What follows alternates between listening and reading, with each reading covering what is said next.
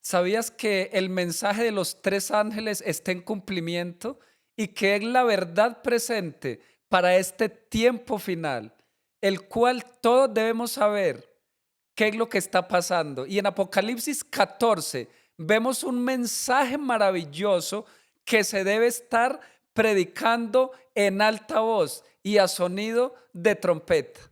Y hoy vamos a estudiar detalladamente el mensaje del primer ángel.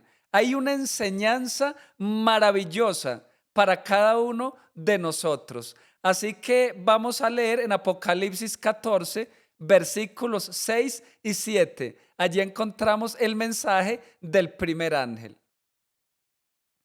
Dice: vi volar por en medio del cielo a otro ángel que tenía el evangelio eterno para predicarlo a los moradores de la tierra, a toda nación, tribu, lengua y pueblo, diciendo a gran voz: temed a Dios y dadle gloria, porque la hora de su juicio ha llegado, y adorad a aquel que hizo el cielo y la tierra, el mar y las fuentes de las aguas.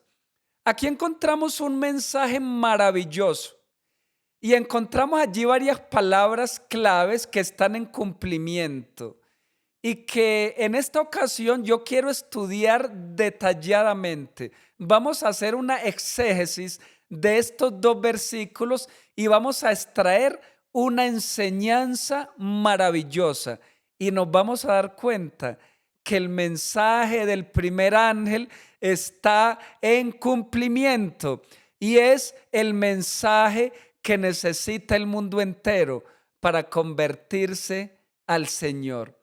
La primera palabra que quiero analizar dice: y vi volar en medio del cielo a un ángel. Es la palabra ángel. ¿Por qué dice allí que es el mensaje de un ángel? ¿Será que los ángeles de Dios son los que predican el evangelio? ¿O será que es un ángel simbólico que significa algo? Y es lo que vamos a descubrir a continuación. Resulta que en el griego ángel quiere decir ángelos y ángelos quiere decir mensajero. Así que la mejor traducción que le podemos hacer a esta palabra o a este texto es: y vi volar en medio del cielo a un mensajero que tiene el evangelio eterno. Y ahora surge la pregunta: ¿y si ese ángel se traduce como mensajero, quiénes son los mensajeros de Dios que proclaman el evangelio a este mundo? Bueno, primero vamos a comprobar de que los ángeles de Dios no predican el evangelio. La tarea de los ángeles es fortalecernos, ayudarnos, defendernos, motivarnos, pero los ángeles de Dios no tienen la tarea de predicar el evangelio. Dice aquí en el servicio cristiano, en la página 14, Dios podría haber proclamado su verdad mediante ángeles inmaculados, pero tal no es su plan. Él escoge a los seres humanos, a los hombres rodeados de flaquezas, como instrumentos para realizar sus designios. Así que Dios no eligió a los ángeles celestiales para que prediquen el evangelio.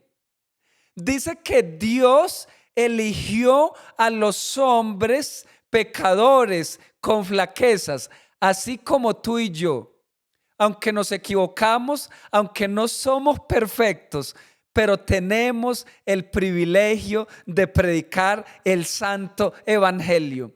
Así que ese ángel que aparece allí en Apocalipsis 14, ese primer ángel, es un grupo de mensajeros.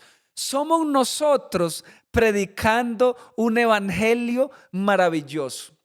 Así que esto es un símbolo. Este ángel es un símbolo del pueblo de Dios que debe predicar el evangelio en esta tierra. Pero allí aparece otra palabra que yo quiero resaltar. Dice que el ángel aparece en medio del cielo. ¿Por qué, si es un grupo de mensajeros terrenales, Este ángel aparece en medio del cielo. ¿Sabes? La razón es muy sencilla y también interesante, porque el mensaje que tú y yo proclamamos es un mensaje de origen celestial. Lo que yo estoy predicando en estos momentos no son palabras humanas, no son palabras de mi invención, sino que lo que yo estoy predicando es un mensaje enviado desde el cielo, es un mensaje que nació en la mente de Dios, es un mensaje que viene de la inspiración de Dios. Por eso este ángel aparece en medio del cielo porque está proclamando un mensaje celestial. Pero vamos a comprobarlo. Allí en Primera de Pedro, capítulo 1 y el versículo 12 dice lo siguiente: a estos se les reveló que no para sí mismos, sino para nosotros, administraban las cosas que ahora os son anunciadas por los que os han predicado el Evangelio por el Espíritu Santo enviado desde el cielo, cosas en las cuales anhelan mirar los ángeles. La última parte del versículo dice que el Evangelio predicado por el Espíritu Santo, pero dice que este Evangelio es enviado desde el cielo. Y aquí yo quiero resaltar dos cositas. El Evangelio se predica por medio del Espíritu Santo. Por eso este Evangelio debe llegar con poder a cada corazón. Por eso es que yo no tengo la autoridad ni tengo la tarea de convencer los corazones. Mi tarea es ser un mensajero. Mi tarea es predicar. Pero el único que puede convencer tu corazón es el Espíritu Santo, porque aquí dice el texto que el Evangelio es predicado por el Espíritu Santo, porque el Espíritu Santo es el que conquista los corazones por medio del Evangelio. Y número dos, dice que ese Evangelio enviado por el Espíritu Santo es un mensaje enviado desde el cielo, porque el Evangelio son las buenas nuevas de salvación, porque el Evangelio es la revelación de Jesucristo. Así que lo que yo estoy predicando, lo que tú predicas, lo que tú escuchas, es un mensaje de origen celestial. Y por eso ese ángel y por eso ese mensajero aparece en medio del cielo. Pero allí aparece otra palabra clave y es el Evangelio eterno. Estamos haciéndole una exégesis palabra por palabra al versículo 6 de Apocalipsis 14. Y la otra palabra clave es Evangelio eterno. ¿Por qué ese ángel? ¿Por qué ese mensajero que viene con un mensaje enviado desde el cielo? ¿Y por qué ese mensaje es el Evangelio eterno?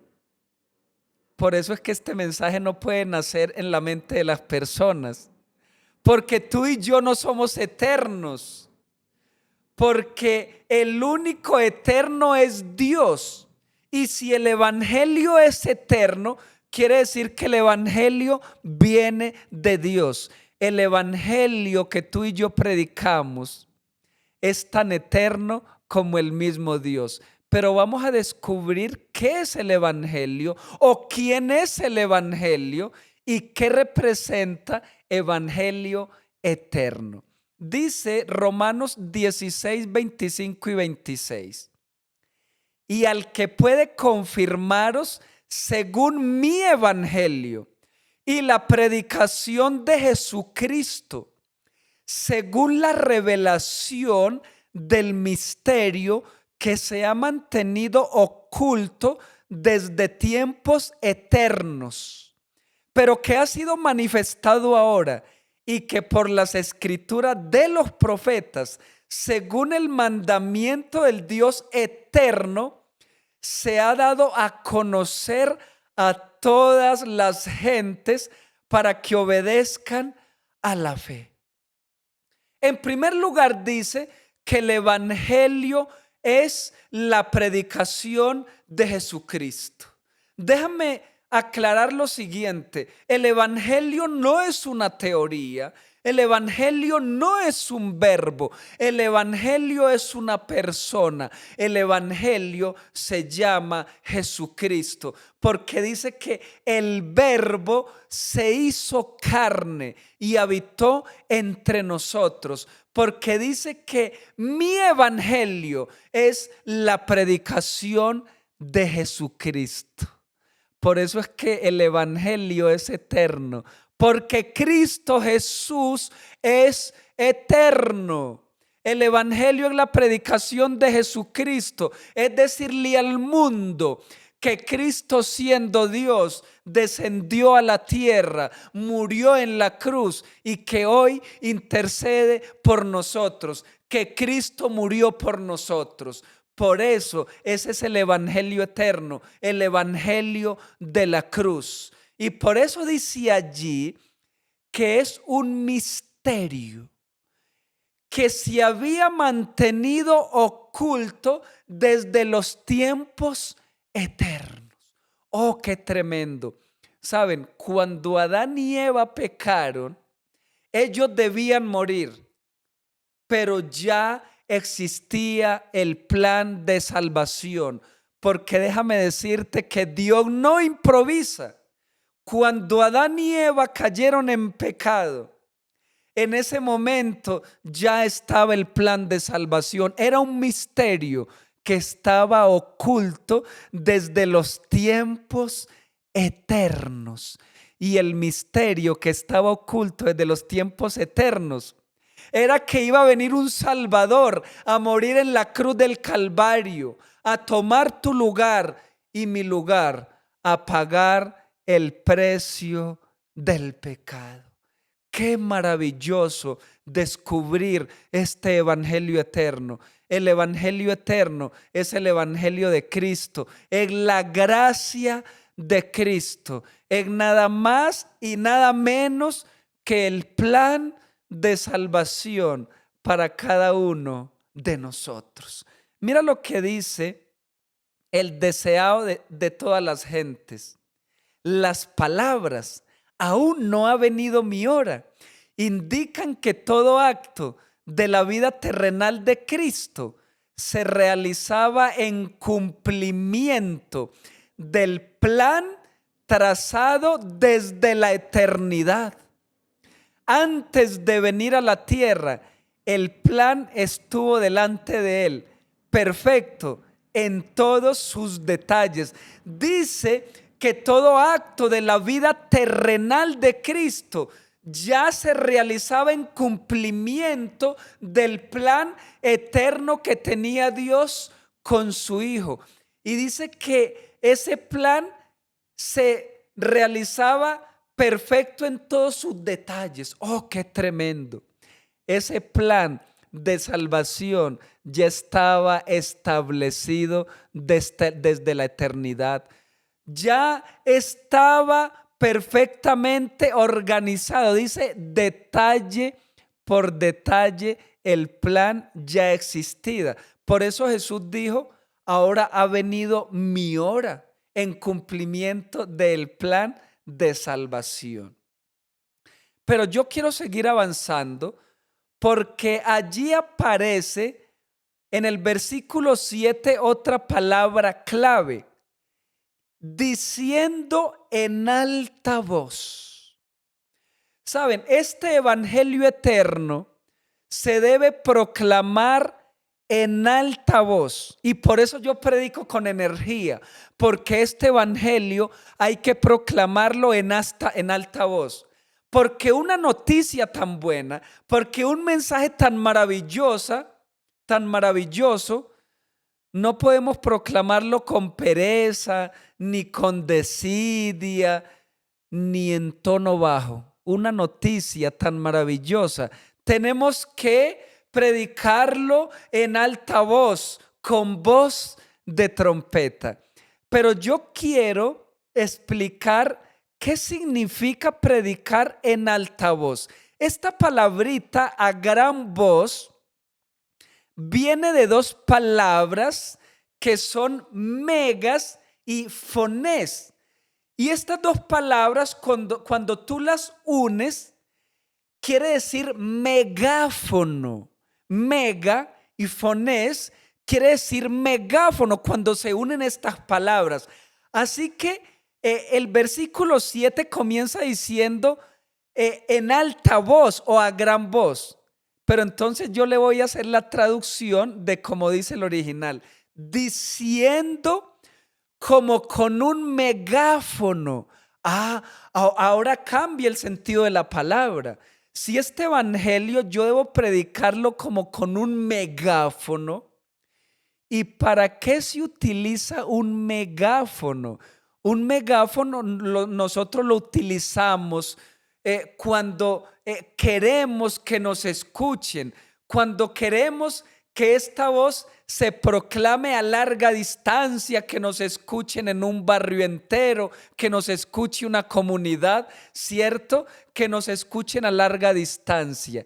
Así que este evangelio debemos predicarlo como con un megáfono en alta voz. Por eso aquí utilizamos un micrófono, porque necesitamos que este mensaje llegue audible, que este mensaje llegue con poder, porque no es cualquier mensaje, es el evangelio eterno, es la revelación de Jesucristo, es el plan de salvación.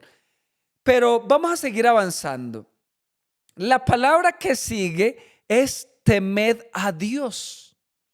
Y yo no sé si tú te has preguntado alguna vez, ¿qué quiere decir temed a Dios? ¿Será que a Dios hay que tenerle miedo? ¿Será esa clase de temor que hay que tenerle miedo a Dios porque es nuestro creador? Porque cuando venga va a destruir a los impíos. ¿Será que es esa clase de temor? Saben, hay un versículo en la Biblia, o hay varios versículos, pero solo voy a leer uno que nos va a decir qué quiere decir temor. Allí en Eclesiastés 12:13 dice lo siguiente: el fin de todo discurso oído es este: teme a Dios y guarda sus mandamientos, porque esto es el todo del hombre. ¿Qué es el temor a Dios? Dice, guardar los mandamientos. Teme a Dios y guarda sus mandamientos, porque esto es el todo del hombre. Sabe, a mí me da tristeza porque la mayoría de la humanidad no tiene temor de Dios. Y les voy a decir por qué. La mayoría del mundo cristiano, y en esto quiero ser claro y quiero ser directo, la mayoría del mundo religioso, la mayoría de las iglesias cristianas hoy en día predican que la ley de Dios quedó clavada en la cruz del Calvario. Y ese es el mayor engaño para este mundo. Es el mayor engaño que se está predicando en las iglesias. Decir que la santa ley de Dios quedó clavada en la cruz. Por eso no hay temor de Dios. Por eso este mundo está al revés. Por eso en este mundo hay tanta maldad, hay tanto pecado, hay tanta desobediencia a Dios. Porque no hay temor de Dios, porque se está predicando desde los púlpitos que ya no hay que guardar la ley, que la ley era para los judíos, que la ley hacía parte del antiguo pacto, pero que ahora estamos bajo el nuevo pacto y que en el nuevo pacto estamos bajo la gracia. Pero déjame decirte que tanto en el antiguo pacto había ley y gracia, y en el nuevo pacto también hay ley y gracia. Así que el temor de Dios es guardar sus santos mandamientos. Ese es el temor a Dios, es guardar su santa ley. Me da tristeza decirlo, pero en este mundo y aún en el mundo cristiano no hay temor de Dios porque se está pisoteando la ley. Yo doy gloria a Dios por esta iglesia maravillosa a la cual pertenezco, la iglesia adventista del séptimo día, porque aquí nosotros predicamos, nosotros proclamamos que la ley de Dios sigue vigente, porque la ley va a existir mientras exista Dios. La ley es tan eterna como el mismo Dios, porque la ley es la esencia del carácter de Dios. La ley es la revelación del carácter de Dios. ¡Qué maravilloso mensaje! Por eso el mensaje del primer ángel hay que predicarlo. Es la verdad presente para este tiempo final. Tenemos que decirle al mundo y al mundo religioso que el mensaje del primer ángel sigue vigente, que hay que darle gloria a Dios, que hay que tener el temor de Dios. Y aparece otra palabra clave que ya la mencioné, y es dar gloria a Dios. Temor a Dios y gloria a Dios. Ahora, ¿qué significa dar gloria a Dios? ¿Será que significa lo mismo que el temor de Dios? ¿O será que significa algo diferente? Bueno, vamos a permitir que la revelación allí en mensajes selectos nos dé la respuesta. Dice: dar gloria a Dios es revelar su carácter en el nuestro y de esta manera hacerlo conocer. Y glorificamos a Dios en cualquier forma en que hagamos conocer al Padre o al Hijo. ¡Oh, qué mensaje tan maravilloso! Dice que dar gloria a Dios es revelar su carácter en el nuestro. Es dar a conocer a Dios a través de nuestro testimonio. ¿Será que nosotros revelamos el carácter de Dios? ¿Será que cuando una persona me ve puede decir: oye, yo estoy viendo a Dios? Yo estoy viendo a Dios reflejado en ti. Estoy viendo el amor de Dios reflejado en esta persona. ¿Saben? Cuando Felipe vio a Jesús, mira lo que le dijo. Le dijo: muéstranos al Padre y nos basta. Y Jesús le dijo: tanto tiempo hace que estoy con vosotros, Felipe, y no me conoces, porque el que me ha visto a mí, ha visto al Padre. Eso le dijo el Señor Jesús a Felipe. ¿Qué le dio a entender? De que Cristo revelaba el carácter del Padre, de que Cristo Jesús, cuando estuvo en esta tierra, reveló el carácter de Dios. Quiere decir de que Cristo le dio gloria a Dios. Y el mensaje del primer ángel a mí me enseña, a mí me está diciendo en estos momentos que nosotros debemos de dar gloria a Dios. Y aquí ya este mensaje nos dijo que dar gloria a Dios es revelar el carácter de Dios, es revelar la imagen de Dios. Es que donde haya un cristiano, allí está Dios, porque un cristiano es alguien que refleja a Cristo. En una ocasión, Pablo y Bernabé estaban allí en Antioquía. Y saben que ellos se parecían tanto a Cristo, ellos eran tan semejantes a Cristo, que allí en Antioquía por primera vez a los discípulos de Cristo los llamaron cristianos. ¿Y saben por qué? Porque ellos eran semejantes a Cristo en carácter. Ojalá que a nosotros también nos llamen cristianos, porque nosotros revelamos el carácter de Cristo. Qué mensaje tan maravilloso. Pero el mensaje del primer ángel tiene otra palabra maravillosa y es el juicio de Dios. El mensaje dice, porque la hora de su juicio ha llegado. Ha llegado la hora de su juicio. Saben, estamos viviendo en el tiempo del juicio. Por eso este mensaje es real y presente. Por eso este mensaje es urgente, porque lo estamos viviendo, porque es la verdad presente para este tiempo. Déjame decirte que el juicio comenzó el 22 de octubre del año 1844. El juicio tiene 3 etapas. Hoy no voy a hablar del juicio en general. Yo tengo un estudio acerca del juicio aquí en este canal de Hojas de Otoño.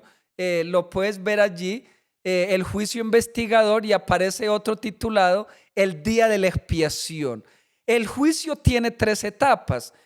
La primera, el juicio investigador, en el cual estamos viviendo en este tiempo. Estamos en el juicio investigador.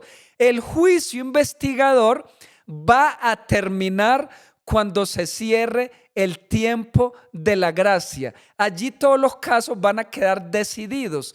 Se comenzó a investigar los casos de los muertos justos y el juicio investigador terminará con los vivos. La segunda etapa del juicio se dará durante el milenio y se llama el juicio confirmativo. Allí se van a juzgar o se van a verificar los casos de los impíos. Por eso yo les dije ahorita que estamos en el juicio de los justos, porque el juicio de los impíos será durante los 1000 años en el cielo. Porque tú y yo, si nos salvamos, vamos a participar en esta segunda etapa del juicio confirmativo, porque vamos a verificar los libros y nos vamos a dar cuenta realmente por qué los impíos se perdieron o se van a perder. Pero hay un texto maravilloso que quiero compartir y allí está en Primera de Pedro capítulo 4 versículo 17. Porque es tiempo de que el juicio comience por la casa de Dios. Y si primero comienza por nosotros, ¿cuál será el fin de aquellos que no obedecen al evangelio de Dios? El juicio comienza por la casa de Dios. El juicio comienza por los hijos de Dios. Por eso es que el juicio comienza por nosotros. Por eso es que hoy en día estamos en el juicio de los justos, porque el juicio comienza por la casa de Dios. La tercera etapa del juicio se llama el juicio ejecutivo y se dará después del milenio. En el momento que esté descendiendo la nueva Jerusalén a esta tierra renovada, Satanás, que va a estar en esta tierra, y que ya los impíos van a haber resucitado otra vez, porque Dios va a resucitar a los impíos cuando descienda la nueva Jerusalén. Y entonces Satanás va a armar una coalición con todos los perdidos, que van a ser muchos lastimosamente. Y entonces les va a decir: vamos a tomar la ciudad de Dios, vamos a tomar la santa ciudad de Jerusalén, los vamos a despojar y vamos a secuestrar la ciudad. Pero ¿saben lo maravilloso? De Dios va a descender fuego del cielo y va a consumir a Satanás y a sus ángeles para siempre, pero también va a consumir a los impíos y allí se va a erradicar el mal para siempre. Este será el juicio ejecutivo, donde ya prácticamente se va a ejecutar el mal, se va a ejecutar Satanás, los ángeles caídos y también los impíos. Esa será la tercera etapa del juicio. Pero yo quiero leer un texto aquí maravilloso, porque tú y yo vamos a participar en el juicio. Dice: ¿o no sabéis que los santos han de juzgar al mundo. Y si el mundo ha de ser juzgado por vosotros, sois indignos de juzgar cosas muy pequeñas. Saben, nosotros vamos a juzgar incluso ángeles. El libro de Judas, allí en Judas, dice que incluso nosotros vamos a juzgar ángeles. Nosotros en el cielo durante los 1000 años vamos a verificar los libros y allí vamos a encontrar por qué los ángeles fueron expulsados del cielo. En Apocalipsis 12, del 7 al 9, dice que Satanás y sus ángeles fueron expulsados del cielo. En Apocalipsis 12:4 dice que Satanás con su cola o el dragón arrastró la tercera parte de los ángeles del cielo.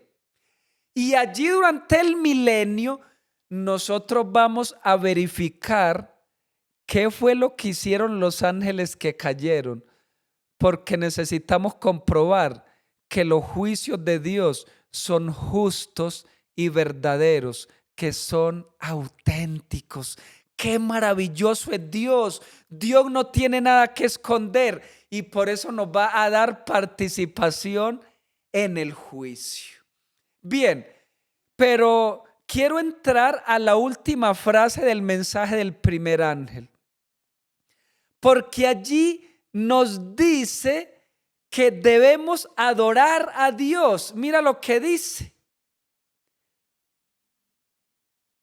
Dice, y adorad a aquel que hizo el cielo y la tierra, el mar y las fuentes de las aguas.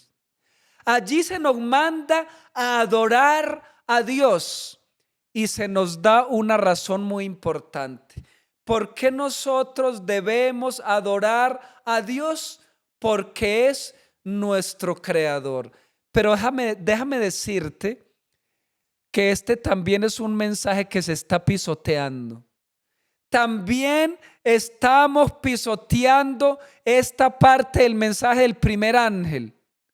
Porque mientras que este mensaje nos manda a adorar a Dios, porque es nuestro creador, hoy en día el mundo, y vuelvo a repetirlo, e incluso el mundo religioso, está adorando imágenes, está adorando hombres, está adorando lo que no es.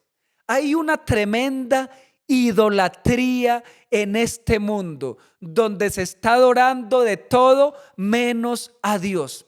¿Cómo es posible que un hombre haga una imagen de mármol, haga una imagen de piedra, de madera, de cualquier material perecedero, y luego el que creó la imagen se postre y adore a esa imagen? Esto es lo más absurdo que yo he visto en este planeta Tierra.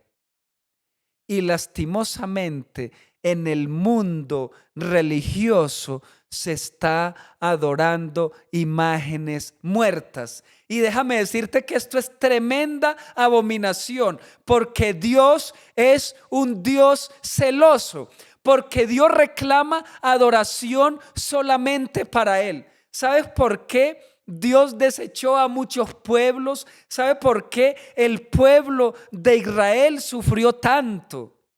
Porque el pueblo de Israel se fue tras la idolatría, a adorar dioses paganos, a adorar a los Baales, a Chemos, a Astarot, a dioses que no existían.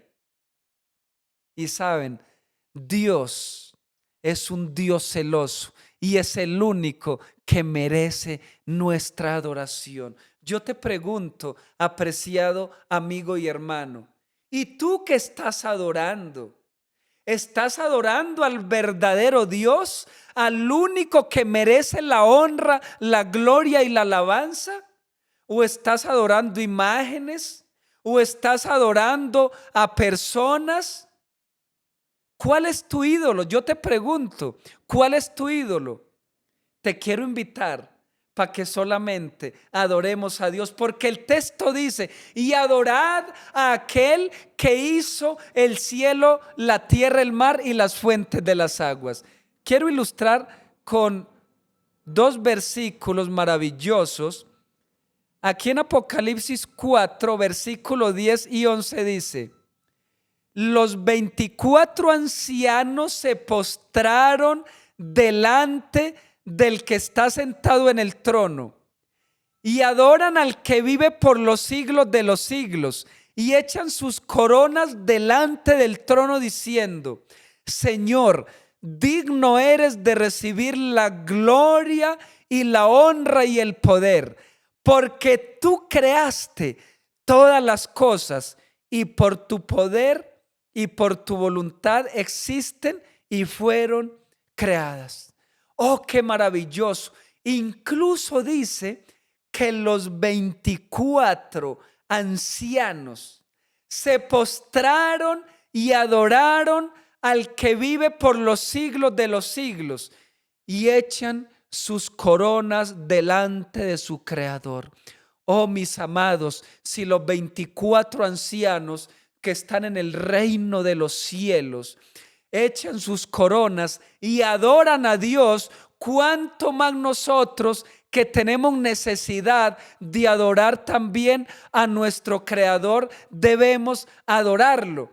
Y dice que Él es digno de recibir la gloria, la honra y el poder, porque es nuestro Creador. Así que yo te digo de una manera contundente, de parte de Dios, de parte de su palabra, que el único ante el cual se debe inclinar toda rodilla se llama nuestro Señor Jesucristo. Ni siquiera debemos adorar a un ángel, solamente debemos adorar a nuestro Dios. Así que el mensaje del primer ángel está siendo pisoteado, porque el mundo está en idolatría y estamos adorando lo que no debemos adorar. Mira lo que dice Salmo 95, 6. Venid, adoremos y postrémonos, arrodillémonos delante de Jehová nuestro Hacedor. Aquí no me dice que vaya y me postre delante de una imagen muerta. A mí me dice: venid y postrémonos, arrodillémonos delante de Jehová nuestro Hacedor. Yo te quiero hacer un llamado, querido amigo, un llamado contundente. Si tú estás adorando a un hombre, si estás adorando a una persona que se hace pasar como sacerdote, como representante de Dios en esta tierra, como alguien que se haga pasar como el vicario de Jesucristo, si alguien te dice que puede perdonarte tus pecados y que lo debes adorar a Él, esa es la peor blasfemia que se puede estar enseñando, porque nadie tiene la potestad de perdonar pecados ni de recibir adoración, sino solamente nuestro único Dios verdadero. Así que yo te quiero invitar. Primero, vivamos el mensaje del primer ángel. Prediquemos el mensaje del primer ángel y denunciemos los errores doctrinales y teológicos que se están enseñando acerca del mensaje del primer ángel, porque no hay temor de Dios, porque no se está dando gloria a Dios y porque no estamos adorando a nuestro Dios. Yo te invito, querido amigo, para que este mensaje que viene desde el cielo, para que este mensaje que se llama el Evangelio eterno, el mensaje del primer ángel, te pueda alcanzar a ti con toda tu familia, y que tú también te puedas convertir en un ángel, en un mensajero de esperanza. Y te digo algo más: en la tierra nueva vamos a descubrir misterios maravillosos que ni siquiera han subido a nuestro pensamiento. Si quieres saber más, mira este video.